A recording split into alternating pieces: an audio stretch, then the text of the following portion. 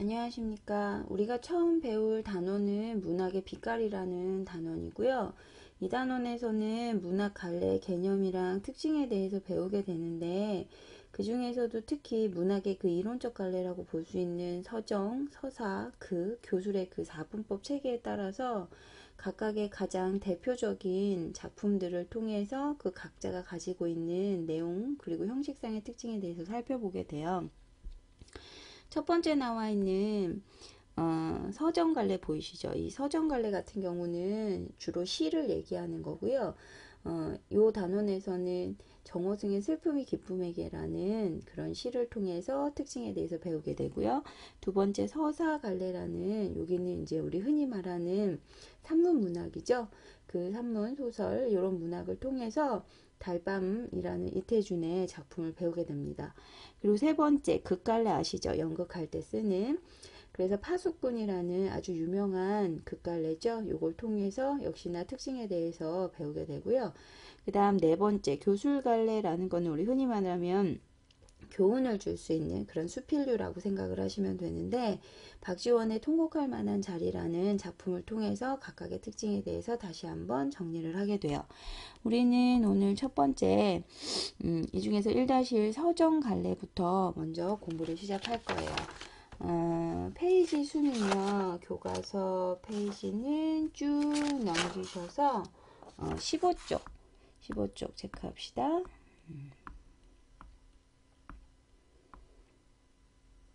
자, 슬픔이 기쁨에게 라는 정호승의 시를 통해서 서정갈래의 특징에 대해서 배워볼게요. 일단 첫 번째 시의 가장 중요한 우리 핵심 갈래부터 간단히 정리하고 그리고 나서 정리합시다. 첫 번째 갈래부터 간단히 쓰실 수 있죠? 갈래 시작.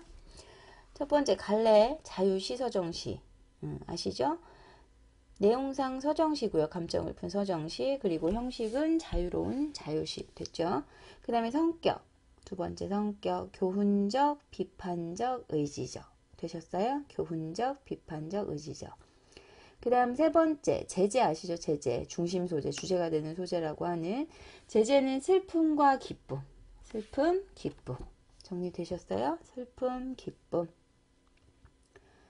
자, 그 다음에 주제 씁니다. 자, 주제는 이기적인 삶에 대한 반성 및 더불어 사는 삶 추구 하셨어요? 더불어 사는 삶 추구 자, 그 다음에 특징 세 가지만 쓰죠. 첫 번째 역설적 표현을 활용했다. 역설적 표현 아시죠? 모순된 관계. 역설적 표현을 활용해서 주제를 효과적으로 제시. 이게 특징 1. 역설적 표현 활용해서 주제를 효과적으로 제시. 두 번째, 슬픔과 기쁨이라는 추상적 개념을 눈에 안 보이는 애들이지, 그치? 그런 추상적 개념을 의인화해서 말을 건네는 방식으로 시상전개. 시를 쭉 전개시켰다는 뜻이죠. 다시 한번 두 번째 슬픔과 기쁨이라는 추상적 개념을 의인화해서 말을 건네는 방식으로 시상을 전개하셨나요? 자 이제 세 번째 특정 음운 그 다음에 특정 어미 그리고 음보 다시 특정 음운 어미 음보 등을 반복해서 특정 음운 어미 음보 등을 반복해서 운율 형성 하셨어요? 운율 형성 여기까지 하셨으면 우리 이제 본격적으로 본문에 대해서 배워봅시다. 일단 제목부터 먼저 보시면 이 시의 중심 소재 슬픔하고 기쁨이 나와 있죠. 그 중에 첫 번째 슬픔 체크하십니다. 슬픔 자 슬픔 그리고 슬픔이라는 아이가 기쁨이라는 존재에게 이야기하는 거야.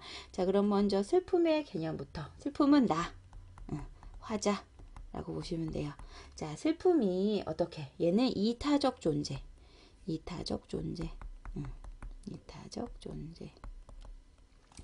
자, 화자는 이타적 존재고요. 그 다음에 이 기쁨이라는 아이는 너.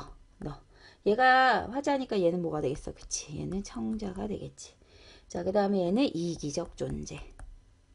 이해됐어요? 두 개가 서로 상대적 개념이 되겠죠. 이해되셨죠?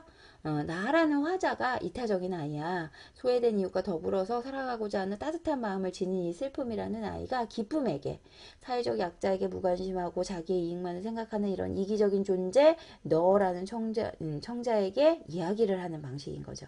이해되셨죠? 그래서 청자를 대하는 시적 화자의 태도를 먼저 보시면 너라는 인물에게 슬픔과 기다림에 대해서 가르쳐 주고자 하고, 그리고 너와 함께 더불어서 사는 그런 평등한, 더불어서 살 수 있는 평등한 사회를 만들고자 라고 얘기를 해. 그래서 너 좀 반성하고 깨달아라 라고 얘기하는 거지. 그치? 이해됐니? 전체적인 내용 흐름은 이해되셨죠? 자, 그럼 이제 첫 번째 부분부터 내용상 크게 세 파트로 나눌 수 있고요. 일단 첫 번째 내용부터 간단히 정리합시다. 자, 첫 번째 일행 볼게요. 자, 슬픔. 나는요, 나가 슬픔이에요. 이제 너에게, 너는 누구? 기쁨이에요. 자, 너에게도 슬픔을 주겠다. 자, 줄까? 주겠지? 그건 게 아니라 주겠다. 라는 말. 자, 그래서 여기 보면 주겠다, 주겠다. 또 있죠. 쭉 내려가서 또 주겠다. 보여요? 그 다음에 또 쭉 내려가서 역시나 그 아래도 보시면 주겠다. 보이죠? 또 내려가서 요번에는 겠다를 반복할 때 걷겠다, 걸어가겠다. 이런 식의 어미를 반복한다고 얘기했었죠. 종결 어미가 같아요. 그쵸? 그래서 거기 옆에다가 정리해서 쓰실 때 어떻게 쓰셔야 되는지 아시죠? 여기 겠다를 반복했어요. 뭐뭐 겠다. 요 겠다 체크. 뭐뭐 겠다를 반복해서 리듬감 형성 하고 있어요. 뭐뭐 겠다 반복해서 리듬감 형성하고 시적 화자의 의지를 강조했다. 시적 화자의 의지 강조. 나는 이제 너에게도 슬픔을 주겠다라는 표현을 했어. 자, 근데 어떤 슬픔을 줄 거냐? 보세요. 사랑보다도 소중한 슬픔을 주겠다. 사랑보다도 소중한 슬픔. 자, 근데 중요한 거 나왔어. 원래 슬픔이라는 거 자체가 되게 안 좋은 거라고 보통 받아들이잖아. 부정적 감정인데, 근데 그런 부정적 감정이 사랑보다 더 소중한 슬픔이라고 표현을 했지. 그러니까 이런 표현을 갖다가 우리 앞에서 우리 특징할 때 얘기했었죠. 역설법. 왜 역설이냐면 슬픔에 대한 일반적인 통념을 뒤집은 거야. 그치? 그런 부정적인 감정보다 부정적인 감정이 더 소중해 라고 표현을 했기 때문에 모순된 표현, 일반적 통념을 뒤집은 역설적 표현, 역설법이라고 하는 거예요. 자, 겨울밤 거리에서 귤 몇 개를 놓고 살아온 추위와 떨고 있는 할머니에게 이 할머니는 어떤 대상? 그치? 우리 이웃의 소외된 대상. 그래서 소외된 이웃. 됐죠? 소외된 이웃. 귤값을 깎으면서 기뻐하는 너를 위해서 굳이 그걸 깎아야 되냐 이거지. 자, 귤값을 깎는다라는 거는 나의 이익을 위해서잖아. 그래서 여기는 나의 모습을 드러내. 나란다. 어떤 너냐. 소외된 이웃을 외면하고 쓰고 계시죠? 소외된 이웃을 외면하고 자신의 이익만 추구하는. 소외된 이웃을 외면하고 자신의 이익만 추구하는 이기적인 너의 모습. 이기적인 그런 너의 모습. 됐죠? 그런 너를 위하여 나는 슬픔의 평등한 얼굴을 보여주겠다. 슬픔의 평등한 얼굴. 자, 여기 중요한 거 나와. 슬픔의 평등한 얼굴. 자, 어떤 걸 표현하는 거냐? 거기다 쓰세요. 소외된 약자를 멸시하지 않고. 소외된 약자를 멸시하지 않고 평등한 존재로 바라볼 수 있는. 다시. 소외된 약자를 멸시하지 않고 평등한 존재로 바라볼 수 있는 그런 얼굴. 그런 얼굴을 너에게 보여주겠어. 라고 얘기한 거지. 그래서 여기까지. 자, 연이 나눠져 있지는 않지만 내용상 크게 세 파트로 나눠지는데 1행부터 6행까지 먼저 묶으세요. 그래서 여기까지 정리. 자, 어떻게 정리하냐. 이기적인 너에게. 문단 소주제 쓰고 계시죠? 이기적인 너에게. 자. 이기적인 너에게 슬픔을 주고자 함. 이기적인 너에게 슬픔을 주고자 함. 이기적인 너에게 슬픔을 주고자 함. 자, 그 다음 7행 넘어갈게요. 자, 내가 어둠 속에서 너를 부를 때, 자, 어둠 속 체크합니다. 어둠 속 좋지 않은 거겠죠? 그래서 어둠 속은요, 고통스럽고 소외된 삶. 어둠 속 체크, 고통스럽고 소외된 삶의 처지, 그런 상황. 자, 어둠 속에서 너를 부를 때 단 한 번도 평등하게 웃어주질 않은 가만히에 덮인 그런 동사자라는 거는 어떤 사람? 얼어 죽은 사람. 그런 얼어 죽은 사람을 가마니로 덮어놓은 거야. 근데 이런 동사자가 다시 한번 얼어 죽을 때. 자, 그러니까 여기 나온 동사자는 위에 있는 할머니와 같은 대상인 거지. 그치? 소외된 이유. 자, 가만히 한 장조차도 덮어주지 않던. 자, 가만히 한 장이라는 거는요. 어떤 거야? 최소한의 관심인 거지. 최소한의 관심. 그런 최소한의 관심조차 보여주지 않은 그런 무관심한 너의 사랑. 무관심한 너의 사랑. 이 말은 결국 뭐야? 도움이 필요한 이웃을 외면했다는 뜻인 거야. 그런 너의 사랑을 위해서 흘릴 줄 모르는 너의 눈물. 흘릴 줄 모르는 너의 눈물이라는 거는 공감한다는 얘기야? 못한다는 얘기야? 그치? 공감을 하지 못하는 사람. 다른 사람의 슬픔에 공감하지 못하는 것. 이해됐죠?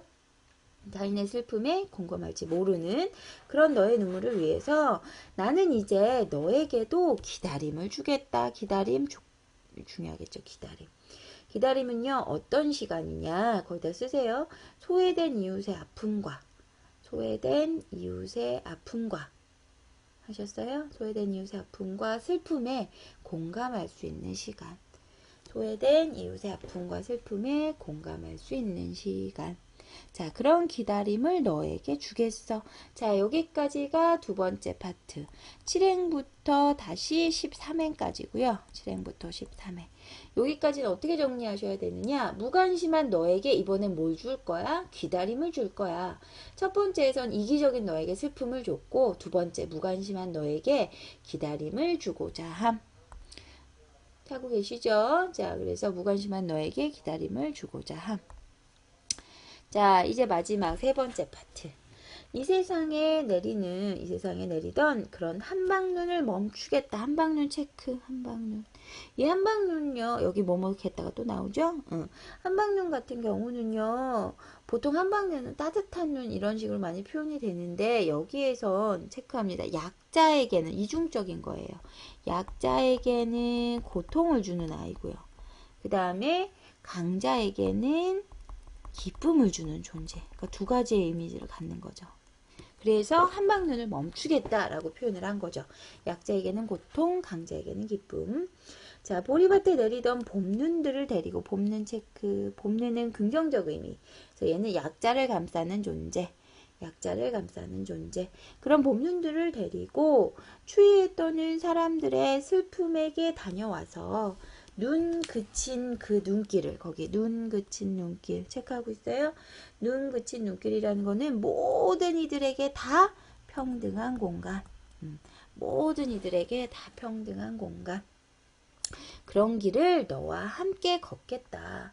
자, 그리고 슬픔의 힘에 대한 이야기를 하며, 슬픔의 힘이라는 거, 여기서 말하는 슬픔의 힘이라는 거는 사회적 약자를 포용하는 힘. 하고 계세요? 사회적 약자를 포용하는 힘. 사회적 약자를 포용하는 힘. 그런 슬픔의 힘에 대한 이야기를 하면서 그 다음 기다림의 슬픔까지 걸어갈 거야. 자, 이 말은 결국 무슨 말이냐면 마지막 파트 정리. 슬픔의 가치를 깨달을 때까지. 슬픔의 가치를 깨달을 때까지 언제까지나 기다릴 수 있어요 라는 의지거든요. 그래서 슬픔의 가치를 깨달을 때까지 기다리겠다는 의지 하셨어요? 자, 그래서 여기까지 세 번째 파트 14행부터 19행까지 다시 한번 정리합니다. 자, 세 번째 슬픔의 힘을 이야기하며 쓰고 계세요? 슬픔의 힘을 이야기하며 너와 함께 슬픔의 힘을 이야기하며 너와 함께 걸어가고자 함. 슬픔의 힘을 이야기하며 너와 함께 걸어가고자 함. 자, 그러니까 이제 다시 한번 마지막 정리할 건데 앞에서 잠깐 얘기했던 건데요. 여기서 나오는 슬픔이 기쁨에게 결국 요구하는 건 뭐냐. 자, 거기 옆에다가 빈칸에 아무데나 써두세요. 청자를 대하는 제목 쓰고 계시죠? 청자를 대하는 누구의 태도? 그치, 화자의 태도. 자, 아까부터 뭘 얘기했어? 뭘 요구했었죠? 반성. 이기적인 너, 반성, 공감할 줄 모르는 너. 자, 어떻게 해라? 반성하고 깨달아라. 하고 반성과 깨달음을 촉구하고 계시. 여기까지. 정리하고 계셨어요? 자, 정리 다 하셨으면 이제 1-1에 나오는 슬픔이 기쁨에게라는 시는 여기까지 정리하기로 하고요. 이제 두 번째 파트 1-2에 서사문학 쪽으로 넘어갈 건데 잠시만요. 여기 해당되는 페이지는 23쪽이에요. 여기 23쪽 보고 가서 펴봅시다. 자, 23쪽 두 번째 우리 서정갈래 시 마무리했고요. 그 다음에 23쪽의 달밤, 이태준의 달밤이라는 소설에 대해서 이제 배울게요. 역시나 간단한 핵심 정리 먼저 하고 본문 내용을 정리를 합시다. 일단 첫 번째 갈래부터. 첫 번째 갈래. 현대소설, 그리고 단편소설. 현대소설, 단편소설. 하고 계세요? 현대소설, 단편소설. 그 다음에 성격. 애상적이다. 애상적. 여기서 말하는 애는 슬프랜 거 아시죠? 슬픈 느낌이야. 애상적. 그 다음에 소설에서 중요한 거죠. 시점 체크하시고요. 1인칭 관찰자 시점. 1인칭이라는 말은 나라는 인물이 등장한다는 얘기겠지. 그치? 근데 내가 주인공이 아니라 주인공을 관찰하는 얘기야. 그치? 1인칭 관찰자 시점. 배경 체크합니다. 배경. 시간적 배경은요. 시대적 배경이라고도 하셔도 되는데 시간적 배경은 1930년대. 30년대니까 언제니? 일제강점기죠? 30년대. 시간적 배경은 1930년대 일제강점. 아시죠? 강점. 강제로 점령, 점거. 강점기야. 잘 써라. 그 다음에 공간적 배경은 서울 성북동. 제재. 역시나 중심 소재는 뭐냐? 각박한 세상에 적응하지 못하는 다시 각박한 세상에 적응하지 못하는 한 인물의 삶. 그 인물이 황수건이라는 사람이죠. 각박한 세상에 적응하지 못하는 한 인물의 삶. 제재 쓰셨어요? 자, 이제 주제 쓸게요. 세상으로부터 밀려난 못난이라고 표현하거든요. 자, 주제 세상으로부터 밀려난 못난이 황수건의 삶에 대한 연민. 근데 바라보는 시선은 아우 멍청해, 아우 무식해 이런 게 아니라 불쌍하고 안됐다. 연민의 감정을 갖게 되는 거지.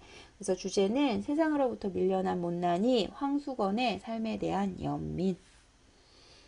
자, 특징 세 가지만 쓸게요. 첫 번째, 세밀하고 서정적인 묘사. 세밀하고 서정적인 묘사를 통해서 인물과 사건을 선명하게 제시. 세밀하고 서정적 묘사를 통해 인물과 사건을 선명하게 제시. 그 다음 두 번째, 주인공에 관한 일들을 나열한. 두 번째, 주인공에 관한 일들을 나열한 에피소드식 구성. 이야기가 이렇게 묶여있는 구성이라는 거야. 아시겠죠? 에피소드식 구성. 주인공에 관한 일들을 나열한 에피소드식 구성이다. 자, 그 다음 세 번째, 배경이 사건의 비극성을 심화시키지 않고 배경이 달밤이잖아요. 서정적 분위기를 만들어 줌으로써 독자에게 여운을 남김. 왜 이런 말을 하는지 우리 본문 내용을 통해서 한번 확인해 봅시다. 자, 달밤 체크하시고요. 이제 첫 번째 문단 시작할게요. 자, 여기서부터 발단 아시죠? 처음 시작하는 발단. 첫 번째 발단 체크해 주시고 아시죠? 자, 처음에 나와 있어요. 성북동 공간적 배경. 성북도로 이사 나와서 한 대여섯을까? 그날 밤 나는 이 나라는 인물이 관찰자죠. 관찰자지만 이 사람이 서술자. 됐죠? 자, 나는 보던 신문을 머리맡에 밀어던지고 누워 새삼스럽게 여기도 정말 시골이군 라고 했어요. 뭐 바깥이 컴컴한 걸 처음 보고 시냇물 소리와 쏴하는 솔바람 소리를 처음 들어서가 아니라 이 황수건이라는 사람, 이제 주인공이 등장했죠. 황수건이라는 사람을 이날 저녁에 처음 보았기 때문이다. 자, 거기 체크. 이 사람이 주인공이고요. 체크하고 계시죠? 이 사람 주인공. 자, 여기에서는 멍청하다고까지 평가받을 만큼 순진하고 순수한 천진난만한 그런 사람으로 제시가 돼 있어요. 우둔하고. 자, 주인공이자 순수하고 천진난만한 하지만 우둔한 사람, 세상살이에는 어두운 사람. 자, 그럼 황수건이라는 사람을 이날 처음 보았기 때문입니다. 자, 그에 대한 이제 설명이 들어가요. 말 몇 마디 사귀지 않아서 곧 못난이라는 것이 드러났다. 이 못난이는 성북동의 산들보다 물들보다 조그만 지름길들보다 더 나에게 성북동이 시골이라는 느낌을 풍겨주었어요. 서울이라고 못난이가 없을 리 없겠지만 대처에서는 대처는 보통 도시란 뜻이야. 자, 못난이들이 거리에 나와 행세를 하지 못했고 시골에서는 아무리 못난이더라도 마음 놓고 나와다니는 때문인지 못난이는 시골에만 있는 것처럼 흔히 시골에서 잘 눈에 띄어. 그리고 또 흔히 그 다음 게 중요해요. 그는 태고대 사람처럼 여기 중요한 거 나오죠? 그는 태고대 사람처럼 그 우둔하고 천진스러운 눈을 가지고 자기 동네에 처음 들어오는 손님에게 가장 순박한 시골의 정치를 돋워주는 거다. 이 멍청한 사람이 되게 나와서 나한테 귀찮게 했어, 힘들게 했어 이런 게 아니라 자기 동네에 처음 들어오는 그런 손님들에게 가장 순박한 시골의 정서를 느끼게 해줬어 라고 표현한 거잖아. 자, 그러니까 여기서 드러나는 거 황수건에 대한 나의 시선이지. 어떻게 판단하고 있어? 나쁘게 생각하고 있지 않아. 그래서 여기는 황수건에 대한 어떤 시각? 그치, 긍정적 시각. 누가 그렇게 생각하는 거야? 그치, 내가. 자, 황수건에 대한 나의 긍정적 시각 하셨어요? 자, 그래서 여기까지 먼저 끊으시고 여기까지가 발단 부분에 해당이 돼요. 나는 첫 만남에서 황수건이 못난이란 사실을 알게 됐다. 이게 핵심 내용이야. 별거 없어. 그치? 자, 그 다음부터 이제 전개. 본격적으로 사건 시작. 자, 그런데 그날 밤 황수건이는 10시나 되어서 우리 집을 찾아왔어. 그는 어두운 마당에서 꽥 지르는 소리로 아, 이댁이 문안서 하면서 들어섰어요. 잡담을 제하고 큰일이나 난 사람처럼 건너방 문 앞으로 달려들더니 저 문안 서대문 거리라니요. 어디서 나오신 댁입쇼 한다. 보니까 핫비는 안 입었으되 여기 체크. 핫비를 안 입었다라고 표현을 한 거는 핫비는 이렇게 겉옷을 얘기한 건데 그 겉옷이 이렇게 배달부들이 입는 옷인데 원래 배달부가 입어야 되는데 이 사람은 그 옷을 안 입었다라는 거야. 그래서 여기에서 드러나는 게 뭐냐면 이 사람은 정식 거기 핫빅을 안 입었다라는 표현은 보조 배달부여서 신문 배달부는 신문 배달부인데 보조 배달부여서 됐죠. 그러니까 정식으로 채용된 직원이 아니라는 걸 드러내는 표현이에요. 자, 그렇소? 신문이요? 아, 그런 걸, 사흘이나 저 건너쪽에서 찾았습니다. 제 얘기하던 신문을 방에 들어드리며. 그런데쇼, 왜 이렇게 조그만 집을 사고 와겠쇼? 내가 알았다면 이 아래 큰 기와집도 참 많은데. 이 사람 아주 대놓고 처음 보는 사람한테 이렇게 얘기하지. 왜 이런 집을 샀어? 뭐 이런 표현인 거잖아. 그러니까 자신의 속 생각을 있는 그대로 표현하는. 어떻게 보면 순수하고 어떻게 보면 눈치 없고 뭐 이런 사람이야. 라고 해. 자, 그 말이 황당스러워서 유심히 그의 생김을 내다보니 눈에 얼른 두드러지지는 않은 것이 자, 그 다음부터 거기 보죠. 빡빡 깎은 아이고 빡빡 깎은 머리로대 보통 크다는 정도 이상으로 골이 크대. 그런데다가 옆으로 보니까 짱구 대가리야. 아우 머리도 큰데 앞뒤 짱그래. 뭔지 이해되시죠? 자, 여기는요 황수건의 외모죠. 외모에 대한 묘사 첫 번째. 이 사람이 이렇게 생긴 사람이에요. 그렇소. 아무튼 집 찾느라고 수고했소.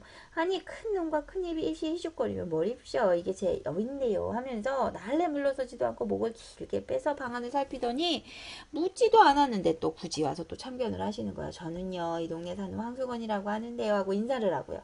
나도 내 성명을 댔고요. 자, 그랬더니 또 싱글싱글 하면서 걔가 없네요. 아직었어. 아이 걔 그까짓 거 두지 말아라. 왜 그러냐 했더니 또 얼른 대답하는 말이 신문 보는 집에는요 개를 두지 말아야 합니다 하면서 얘기를 해. 이거 재미있는 말이다 하고 나는 왜 그래? 라고 얘기를 한 거야.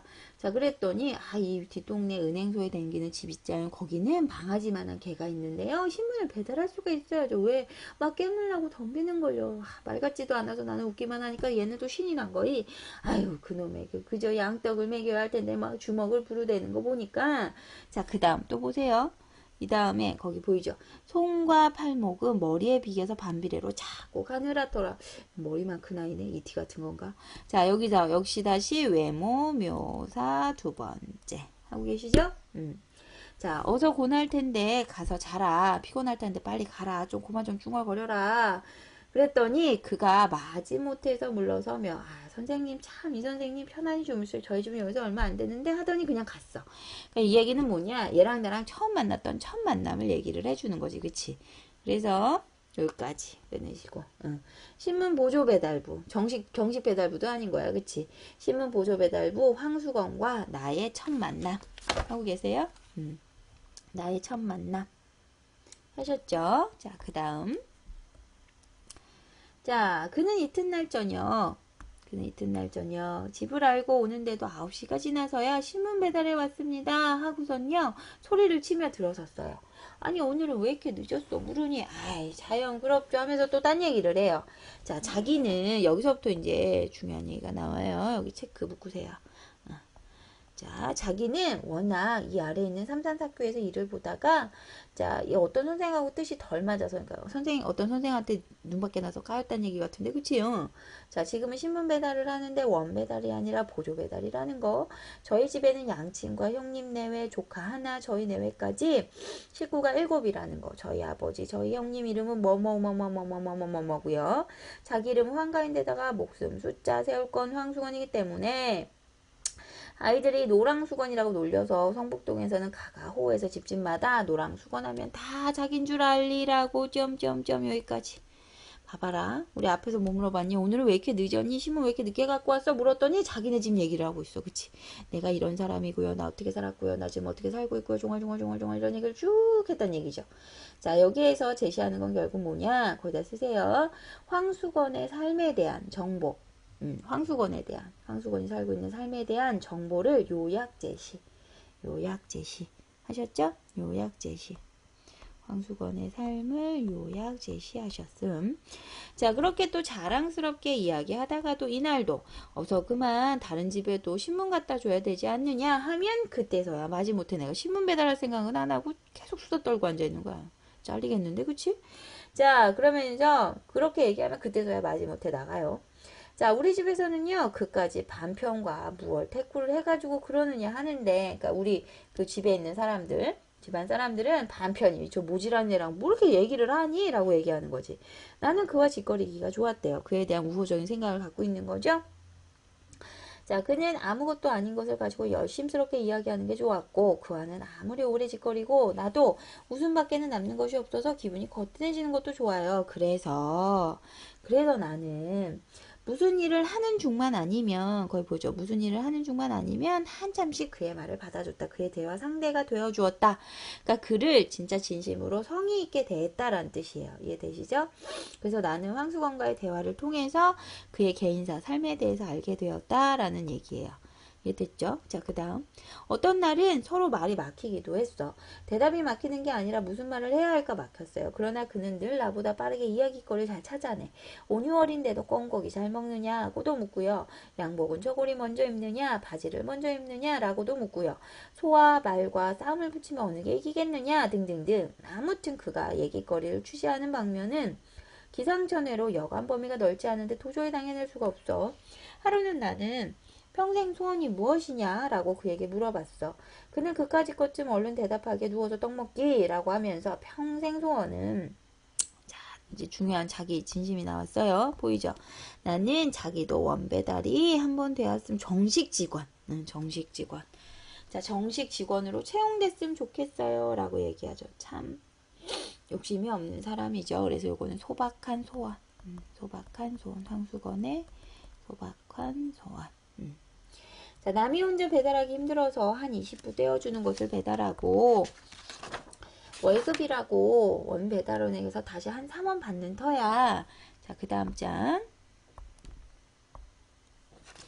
그렇게 3원 받는 터라 월급을 20여원을 받고 신문사 옷을 입고 방울을 차고 다니는 원배달이 제일 부럽노라 했어요. 자, 딴 것도 아니고요. 더 좋고 잘나고 뭐 이런 게 아니라 그렇게 정식 옷을 입고 정식 월급을 받고 그런 사람이 제일 부러워요 라고 했죠. 여기에서는요, 황수건의 성격이 드러나요. 소박하고 순진한, 욕심 없고 소박하고 순진한 성품. 소박하고 순진한 성품. 자, 그리고 방울만 차면 자기도 뛰어다니면 빨리 돌 뿐만 아니라 그 은행소 다니는 집 걔도 조금 더 무서울 게 없겠대.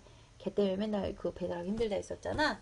자, 그래서 나는 그럴 것 없이 아주 신문사 사장쯤 되었으면 원배달도 바랄 것 없이 그 은행소 다니는 집도 생각할 바 없지 않느냐 한즉 그는 둥그레지는 눈알을 한참 굴리면서 생각하더니 아, 나는 그렇겠네 라고 하면서 자기는 경란이 없어.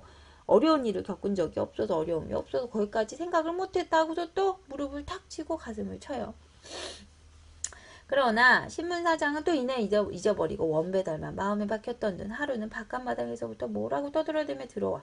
이 선생님 갭쇼. 아, 저도 내일부터 원배달이 오시다. 오늘 밤만 자면 입쇼하면 자세히 물으니까 성북동이 따로 한 구역이 되었는데 자기가 맡게 되었으니까 내일은 여기서부터 또 다시 묶어요.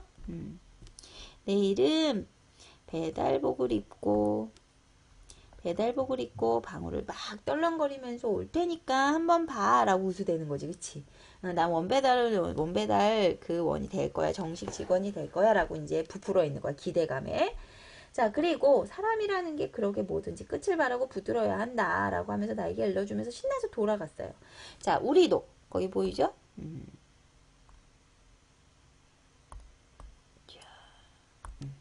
우리도 여기서부터 묶으세요. 우리도 그가 원배달이 된 것이 좋은 친구가 큰 출세나 하는 것처럼 마음속으로 진실로 즐거웠어요. 그리고 어서 내일 저녁에 그가 배달복을 입고 방울을 차고 쭈렁거리는 것을 와서 쭈렁쭈렁거리는 거 막 까부는 거 요거를 보리라 했어요. 여기까지 체크하시고 여기서 드러나는 건 뭐야? 이 사람이 진짜 잘 됐으면 좋겠어 라는 황수건에 대한 호의 좋은 생각 갖는 거죠. 그리고 긍정적 태도. 긍정적 태도. 호의와 긍정적 태도. 하셨어요? 자, 그리고 나서 그 뒷부분. 여기까지가 전개. 여기까지가 전개. 그리고 여기서부터는 다시 이제 위기. 체크하십니다. 위기.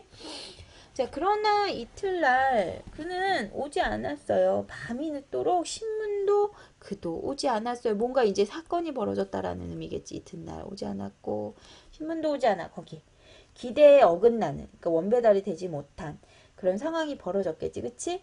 기대에 어긋나는 상황이 벌어졌음을 암시하시죠? 암시. 그 다음날도 신문도 그도 오지 않다가 사흘째 되는 날에서야. 이날은 해도 지기 전인데 방울소리가 요란스럽게 우리 집으로 뛰어들었어. 어디 보자 하면서 신나서 간 거지. 아, 이제 황수건이 왔구나 하고선 반가워서 간 거야. 하고 나는 방에서 뛰어나갔는데 그러나 웬일이냐. 정말 배달복에 방울 차고 신문 들고 오는 사람 황수건이가 아니라 처음 보는 사람이야. 왜 전에 사람 안 오고 당신이요 했더니 그가 제가 성북동을 맡았습니다 하는 거야. 그럼 그 전에 있는 사람은 어디를 맡았어 했더니 픽 웃으며 아이 그까지 반편이로 어딜 맡깁니까? 반편. 그거 체크합니다. 중요한 거 나와요. 아니 그까지 반편이 반쪽이 멍청이 못나니 이런 임무잖아. 여기에서 드러나는 건 뭐냐 아시죠? 여기 있는 체크 황수건에 대한 다른 이들의 생각. 황수건에 대한 다른 이들의 생각.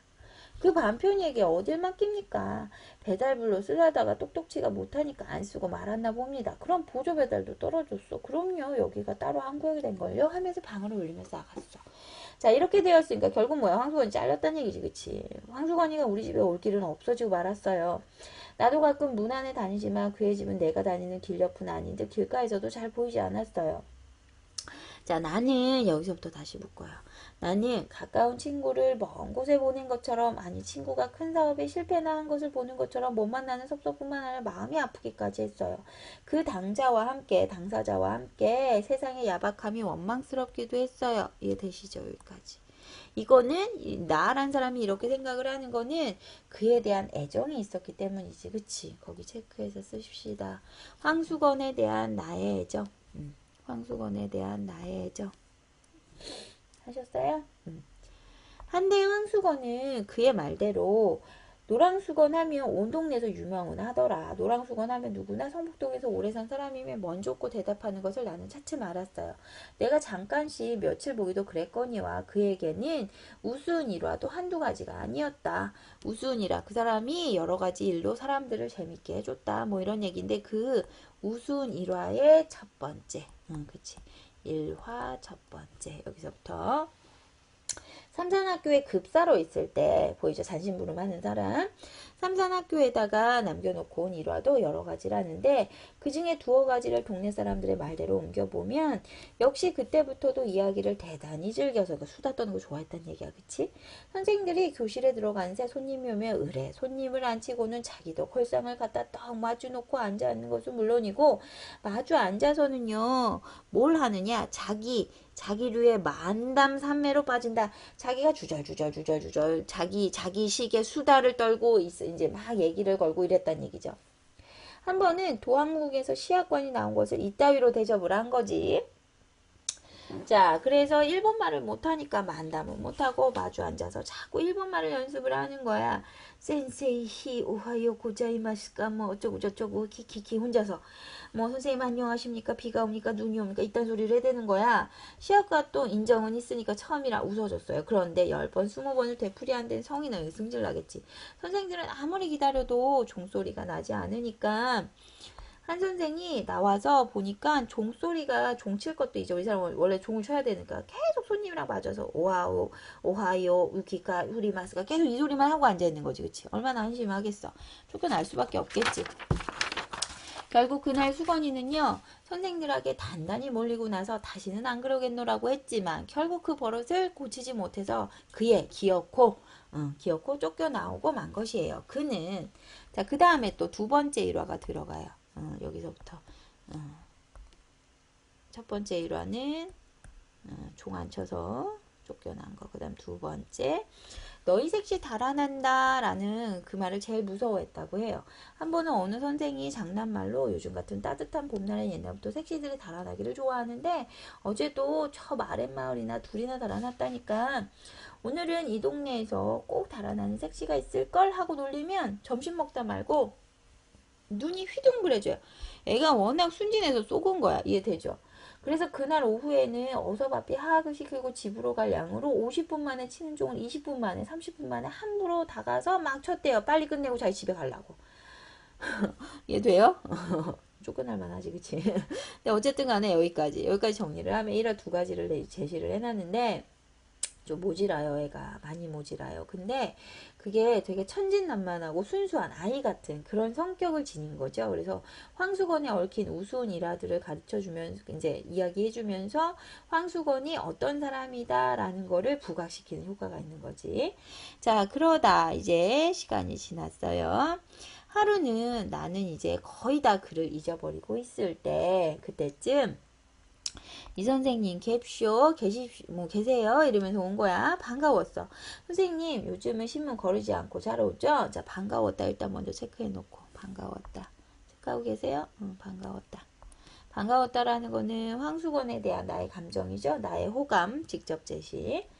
자 선생님 요즘은 신문이 거르지 않고 잘 없쇼? 그는 배달 감독이나 되어 온 듯이 지가 뭔데 갑자기 와서 생뚱맞게 엉뚱한 모습이죠. 희화화시킨 거고요. 잘 오 왜 그러오? 한즉도 늦지도 않고쇼 일찍이 제때마다 꼭 옵쇼? 해. 아 당신이 돌릴 때보다 3시간 일찍이 오고 날마다 꼭꼭 잘 온다? 라고 했더니 머리를 벅적벅적 긁으며 아시죠? 이런 걸 갖다가 우리는 뭐라고 표현해요? 비언어적 표현이라고 하죠. 쑥스럽고 겸연쩍을 때 쓰는 행동이죠. 쑥스러움, 겸연쩍음, 비언어적 표현. 하루라도 거르기만 해봐라. 신문사에 가서 내가 대뜸 일러 바쳐야지. 나름 복수의 화신이야. 그치? 거기 체크해요. 신문사에서 쫓겨난 게 억울해. 새 배달원이 질투나. 그래서 그런 걸 그대로 직접적으로 와서 얘기해. 조금이라도 늦으면 내가 가서 일러버릴 거야. 라고 얘기하는 거죠. 어떻게 보면 참 답답하다 그지? 하면서 주먹도 조그맣잖아. 그 빈약한 주먹을 부르댄다. 그런데쇼 선생님 왜 그러고 삼산학교에 말씀해요. 그제 대신 들어온 급사가 저보다 근력이 세게 나보다 힘 세게 생겼죠. 막 라고 얘기하는 거야. 그랬더니 나는 그 사람을 보지 못해서 모르겠는데? 라고 했어. 자, 그랬더니 에이 하니 그가 은근한 말소리로 희죽거리며 은근한 말소리 희죽거리다 거기 체크. 은근한 말소리 희죽거리다. 체크하고 있어요? 이 부분도 희화화. 황수건의 행동을 희화화시킨 거. 제가 이제 신문 배달부 쫓겨났잖아. 그러니까 제가 거길 또 다시 들어가 보려고 운동을 해요. 내가 힘 좀 세지려고 뭐 이런 얘기 하는 거지. 그랬더니 그럼 어떻게 운동을 하느냐. 그까짓 거 여기서부터 묶으세요. 그까짓 거 날마다 사무실로 갔죠. 다시 써달라고 졸라댔죠. 그랬더니 새 급사란 녀석이 저보다 크기도 무척 큰데쇼. 그 녀석이 막 불끈댑시다 그려. 나한테 이제 막 화내고 막 이랬다는 뜻이지. 그래서 한번 싸움을 해야 할 텐데 그 녀석의 근력이 얼마나 센지 알아야 내가 덤벼들 텐데 참 대책이 없다 그치?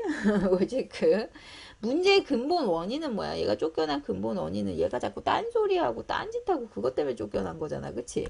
근데 그거를 얘가 이 아이를 싸워서 내가 이기면 다시 될 거라고 생각하는 거야 그치? 정말 엉뚱하네요. 그거 체크하시고 문제의 근본적 원인 해결 방법을 제대로 파악하지 못함. 이해되죠? 이 사람의 성향을 보여주는 거죠. 문제의 근본적 원인, 해결 방법을 제대로 파악하지 못함. 또 무슨 사고를 치겠지, 그치? 자, 그랬더니, 그렇지. 멋 모르고 대들었다가 매만 맞지.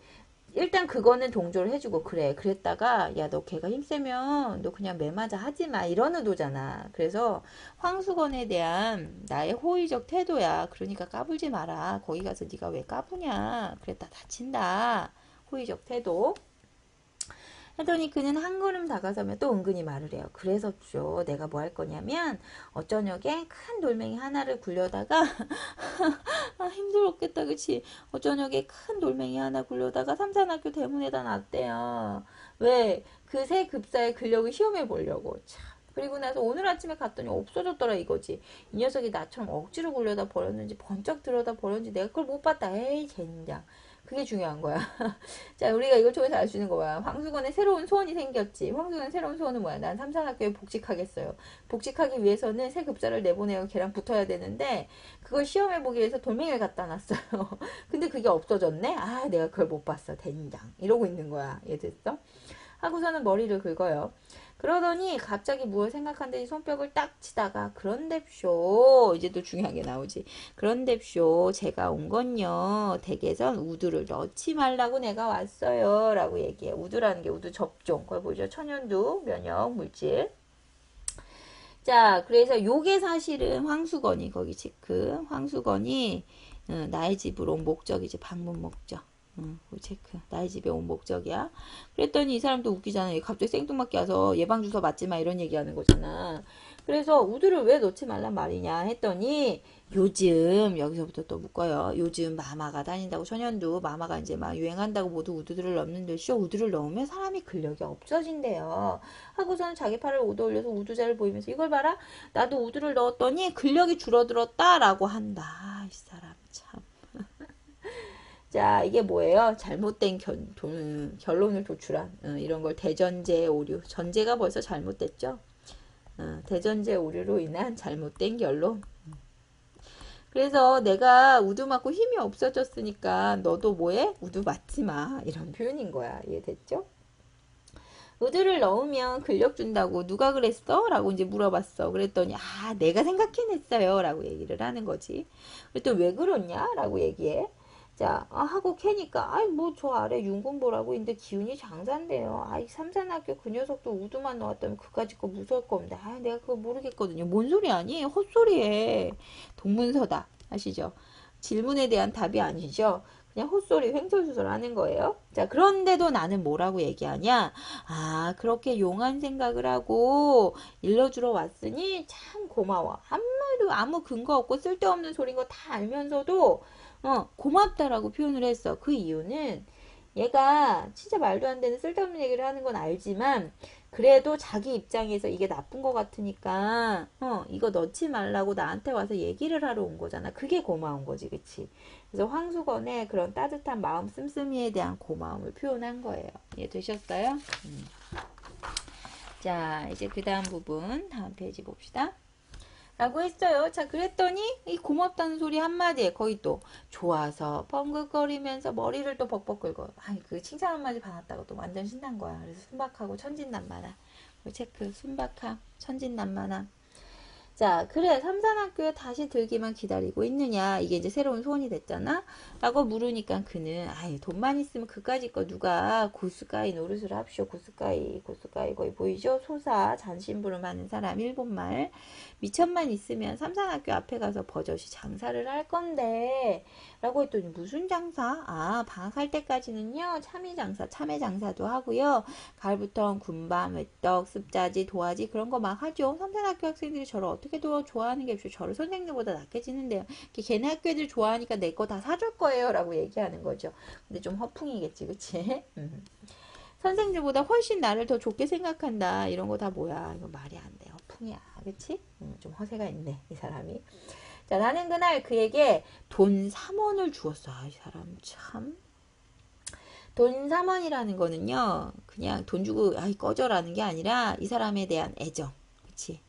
이 사람이 정말 잘 됐으면 좋겠다는 이 사람에 대한 애정, 황수건에 대한 애정, 그리고 제대로 잘 못 살고 있는 것에 대한 연민의 감정이겠죠. 자, 그래서 그의 말대로 삼단학교 앞에 가서 버젓이 참외장사라도 해보라고 돈은 남지 못하면 돌려주지 않아 좋다고 했어요. 자, 그랬더니 그는요, 그 3원 돈에 덩실덩실 춤을 추다시피 하면서 뛰어나갔어요. 그리고 그 이튿날 선생님 잡수시라고 하고서는 때없는 참외 3개까지 갖다 두고 갔어요. 이해되셨죠? 여기서 드러난 거 천진난만함, 인정이 있는 애지. 그래도 애가 좀 멍청하긴 하지만. 그래서 여기까지가 위기 부분. 여기까지 위기 부분. 자, 그 다음에 이제 본격적인 사건이 일어나는 절정. 자, 절정 볼게요. 자, 그러고는 온 여름 동안 그는 우리 집에 얼씬하지도 않았어요. 자, 그 다음부터 묶으세요. 들으니 여기서부터. 들으니 참외 장사를 해보기는 했는데 이내 장마가 들어서 미천만 까먹었고 또 그까짓 것보다 한 가지 놀라운 소식은 진짜 그의 아내가 달아났다는 거야. 저희끼리 금슬은 괜찮았어. 지들은 사이가 좋았는데 동서가 너무 못 견디게 굴어서 누가 이렇게 구박했나봐. 그치? 못 견디게 굴어서 달아난 거라 해. 남편만 남 같으면 따로 살림 나는 날이나 기다리면서 살 건데 평생 동서 밑에서 살아야 할 신세를 생각하고 달아난 것이라고 해. 평생 이 사람이랑 아시집 식구들이랑 같이 살아야 돼. 완전 싫어. 이러면서 도망갔다는 얘기인 거지. 그치? 역시 시월드. 자, 어쨌든 자, 여기까지. 자, 요거는 그 다음에 있었던 사건을 모한 거예요. 그치? 요약 제시. 요약 제시. 사건의 요약 제시. 이제 결국 뭐야? 참외 장사도 실패하고 아내까지 달아났다는 얘기죠. 완전히 끝났네. 자, 그리고 나서 요 며칠 전 밤인데요. 달포 만에 한 달 좀 넘은 한 달 좀 지나서 수건이가 우리 집에 다시 찾아왔어요. 이번에는 웬 포도 보이죠? 포도를 아주 큰 걸로 대여섯 송이를 종이에 싸지도 않고 맨손으로 들고 왔어. 자, 그러면서 벙긋거리면서 선생님 잡수시라고 내가 사왔어. 이거 왜 그러는 거야? 이거 왜 그러는 거야? 고마워서. 그래서 나에 대한 고마움을 표현하는 그런 고마움을 상징하는 소재인 거죠. 자, 근데 바로 그때 웬 사람 하나가 날쌔게 그의 뒤에 따라오더니 다짜고짜 수건이를 멱살을 쥐고 끌려나간 거야. 그런데 이 수건이가 그 우둔한 얼굴이 새하얗게 질면서 꼼짝도 못하고 끌려나갔어. 그래서 나는 순간 수건이가 포도원에서 포도를 훔쳐온 것을 즉각 금방 깨달았어.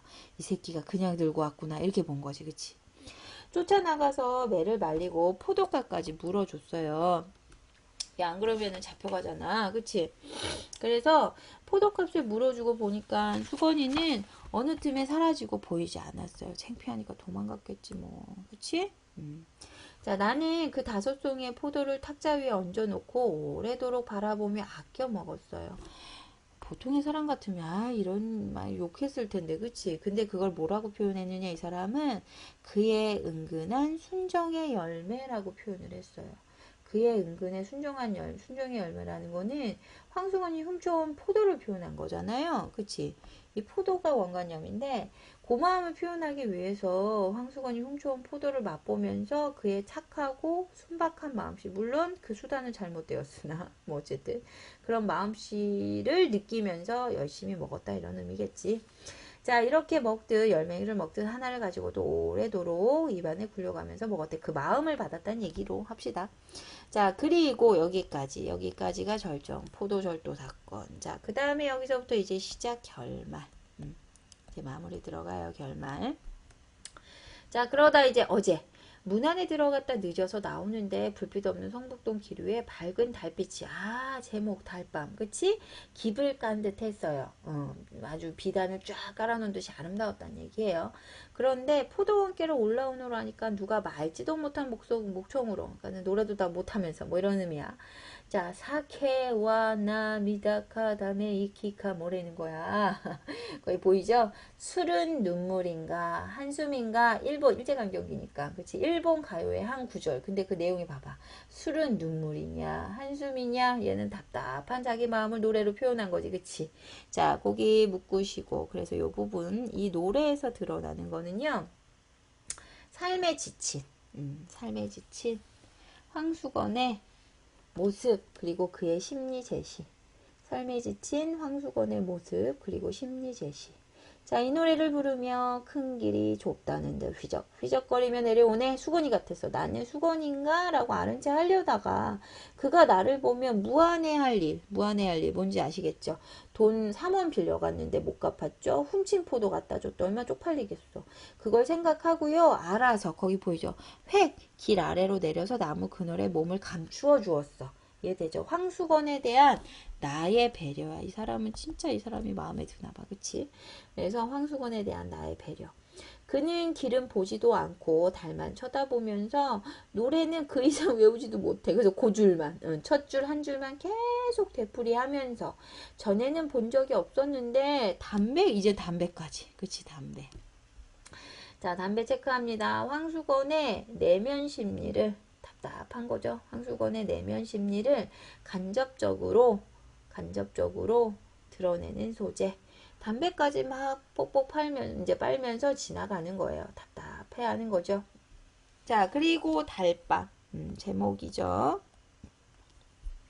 달밤은 그에게도 유감인 듯 했어요. 그래서 달을 바라보며 우수에 잠기면서 답답해하고 삶에 지쳐서 노래하는 황수건을 내가 마지막으로 보았다. 이런 의미가 되겠죠. 그래서 여기에서 중요한 거는 이 달밤의 기능인데요. 거기 빈칸에다가 정리해요. 달밤의 기능. 주인공 황수건이 처한 불우한 상황. 그리고 비극적 결말은 사실은 거의 뭐 이젠 재기할 가능성이 없는 거잖아.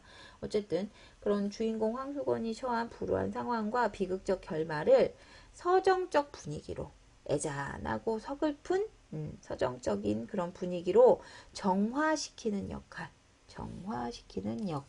쓰고 계시죠?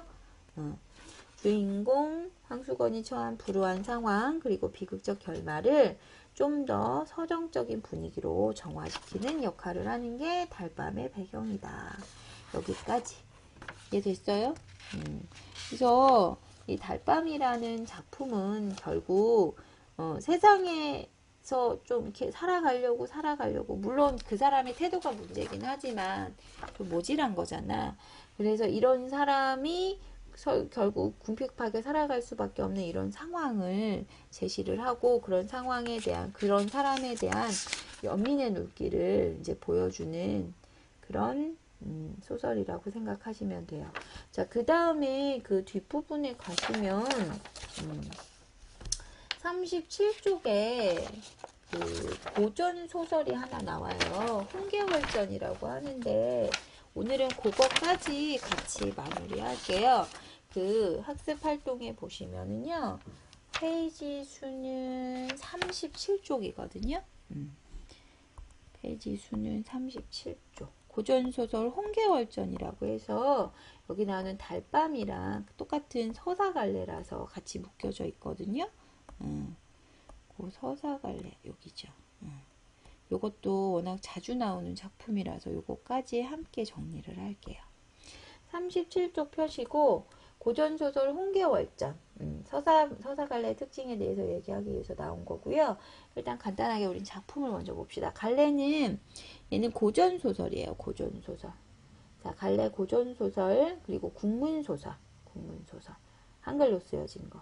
그 다음에 여기 나오는 그 주인공이 여자거든요. 근데 얘가 영웅적 행위를, 물론 남장을 하고 하긴 하지만 영웅적 행위를 하거든요. 그래서 여성 영웅 소설이라고 얘기해요. 여성 영웅 소설. 그 다음 전쟁 얘기가 나오거든. 그래서 군담 소설. 다시 갈래는 고전 소설, 그리고 국문 소설, 여성 영웅 소설, 그리고 하나 더 군담 소설 하셨어요? 그 다음 성격, 전기적 아시죠? 비현실성, 전기적, 기혈기자 쓰는 거. 그 다음에 우연적, 사건 전개 우연적이다. 그 다음 일대기적, 일대기적, 태어나서부터 죽을 때까지 이야기. 고전 소설이니까 시점은 전지적 작가 시점이고요. 전지적 작가 시점 아시죠? 배경은 중국이에요. 중국 명나라, 중국 명나라.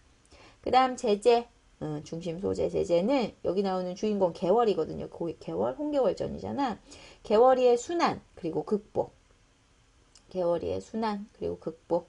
주제, 여성 영웅의 순환, 그리고 극복. 여성 영웅의 순환, 극복. 하나 더, 남성 중심 사회에 대한 비판. 남성 중심 사회에 대한 비판. 그 다음 특징 3가지만. 첫 번째 특징 1. 남성보다 우월한 여성이 영웅으로 등장함. 특징 2. 영웅소설의 서사구조를 지님. 영웅소설의 서사구조 아시죠? 기본 영웅들의 이야기 있잖아요. 비범한 능력을 타고나서 온갖 시련을 겪어내고 나라를 구하거나 나라를 세우는 그런 영웅들의 이야기 구조. 자, 영웅소설의 서사구조를 가지고 있고, 그 다음 여성의 봉건적 역할을 거부하는. 3번째, 여성의 봉건적 역할을 거부하는.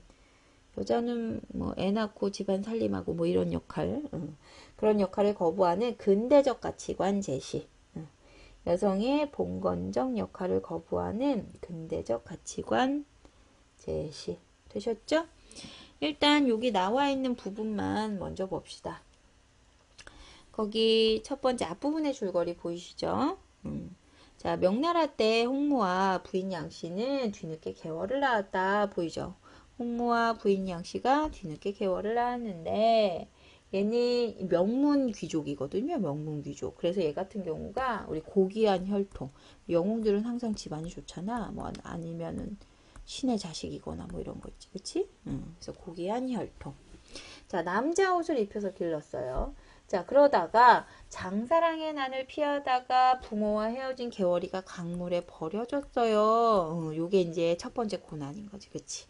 자, 요게 시련, 위기, 고난 뭐 이런 아이들.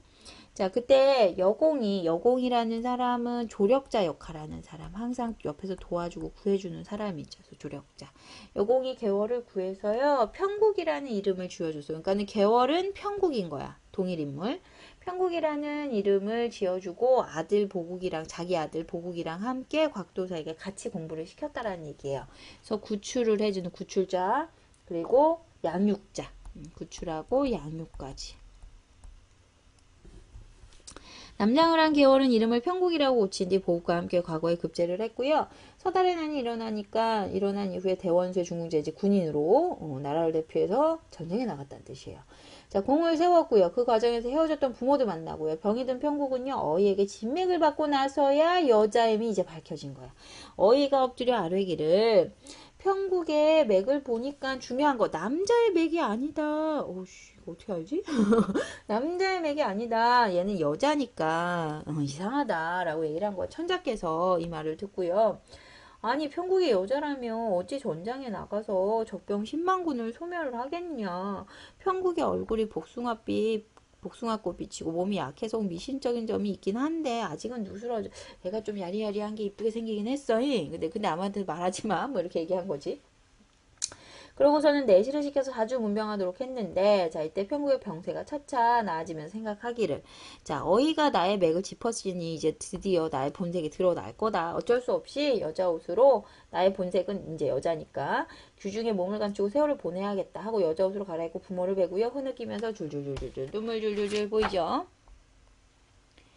자, 그리고 나서 그 다음 이에 부모도 눈물을 흘리며 위로를 해줬어요. 개월이 슬픔에 잠겨오는 모습은요. 그 다음부터 묶으세요. 추구월 연꽃이 가랑비를 머금은 듯 초승달 구름에 잠긴 듯 아름다우며 침착하고 당대의 제일 전쟁 주자라는데 이 얼굴도 완전 예뻐. 그치? 개월의 우는 모습을 묘사한 거예요.